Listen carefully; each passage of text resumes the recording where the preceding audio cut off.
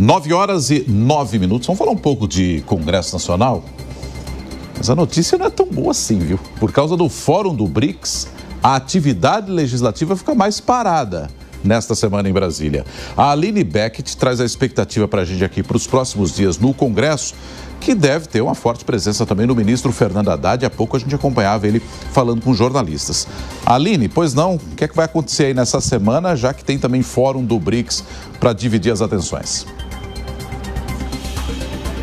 Olha, Nonato, esse é o 11º Fórum Parlamentar do BRICS, vai acontecer a partir de amanhã ali no Congresso Nacional. A estrutura já está toda montada, os parlamentares vão discutir ali temas como o fortalecimento das mulheres na era da inteligência artificial, também o enfrentamento da crise climática e a promoção de investimentos sustentáveis. Só que é importante lembrar que essa semana ela é mais tranquila, só que existe um elefante branco na sala que precisa ser discutido, né? Essas negociações, os acordos, as conversas, elas continuam nos bastidores, até porque o governo enfrenta um período delicado em relação às metas fiscais, então as negociações elas continuam. E o ministro da Fazenda, Fernando Haddad, ele foi convocado para comparecer à Comissão de Assuntos Econômicos do Senado Federal. O requerimento foi aprovado.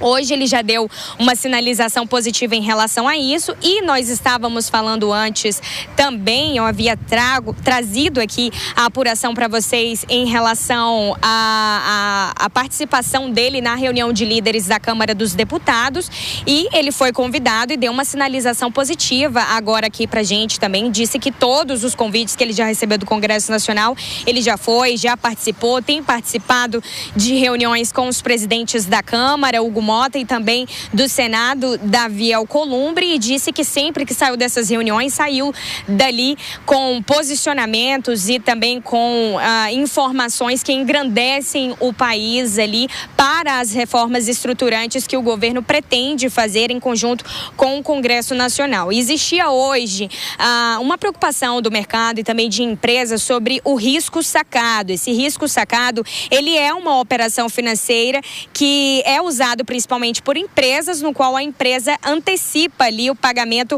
a fornecedores, né? E aí uma empresa compradora, ela faz uma compra com um prazo para poder pagar esse prazo, exemplo, 90 dias, e aí o banco ele já antecipa esse pagamento para o fornecedor e a empresa paga ali para o banco. Existia uma preocupação desse risco sacado ele não ser liberado para essas empresas por conta do aumento de IOF, porque é uma operação financeira e aí agora tramita com uma alíquota no patamar de 3,5% que ficou definida pelo governo federal via Ministério da Fazenda. O ministro não chegou a falar especificamente sobre esse risco sacado, mas ele disse que existem possibilidades que estão sendo debatidas com os presidentes do Congresso Nacional e que para evitar especulações só vai ser anunciado as possibilidades após que firmarem ali em reuniões o que será decidido por parte do governo federal em conjunto, em acordo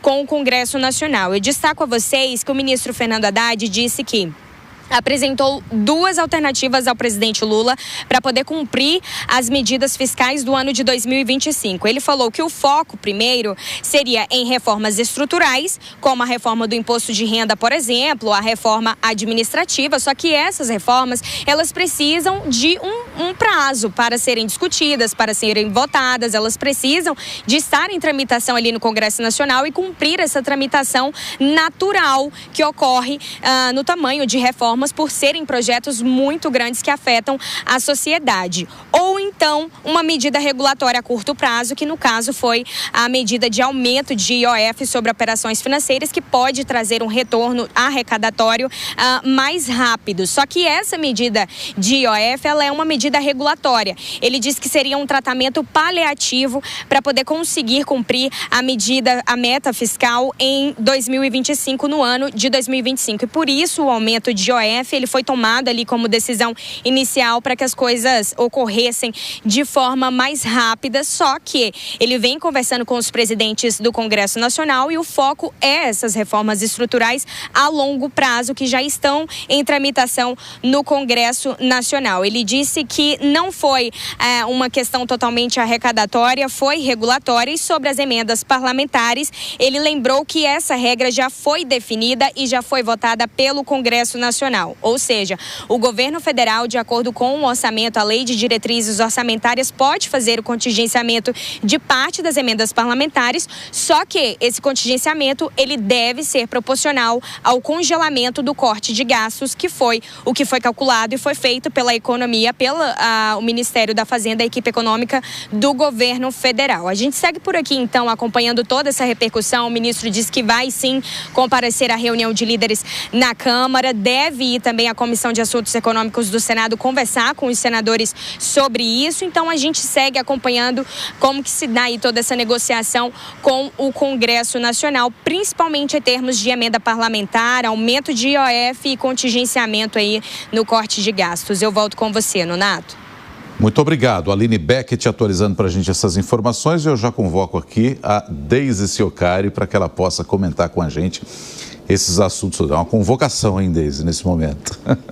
Ô, Deise, a gente está acompanhando o ministro e o ministro falou que precisa dialogar com o Congresso, que o que o Congresso permitir será feito e por aí vai. Então ele vai prestar contas aí aos líderes também. A pergunta que fica é a seguinte: houve aquela decisão, à noite uma mudança, e agora já se admite uma conversa mais ampla com o Congresso. Por que é que já não fizeram isso antes, né? Porque, Nonato, o ministro Fernando Haddad, ele tem uma disposição para o diálogo, ele quer conversar com os líderes, ele quer conversar com o Congresso Nacional, mas ele está sozinho nessa proposta, porque o Palácio do Planalto ainda se vê refém do Congresso Nacional, não consegue articular. O que a gente estava falando antes, assim, é um Palácio do Planalto que está governando em 2025, mas pensando que está em 2023, quando eles ainda tinham uma ampla coalizão no Congresso Nacional. Então, o Haddad, ele chega na mesa para conversar com argumentos técnicos, mas os parlamentares eles querem moeda política e o Palácio do Planalto ainda não entendeu, ainda pensa que tem aquela maioria no Congresso Nacional.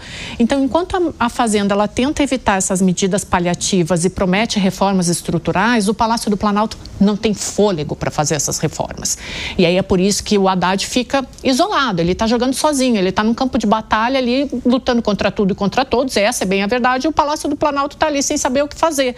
Então, o Palácio do Planalto ele segue dizendo que tem como objetivo as reformas estruturais. De novo, a gente só tem visto a narrativa, mas não tem bússola política. O Palácio do Planalto está sem direção na política econômica brasileira.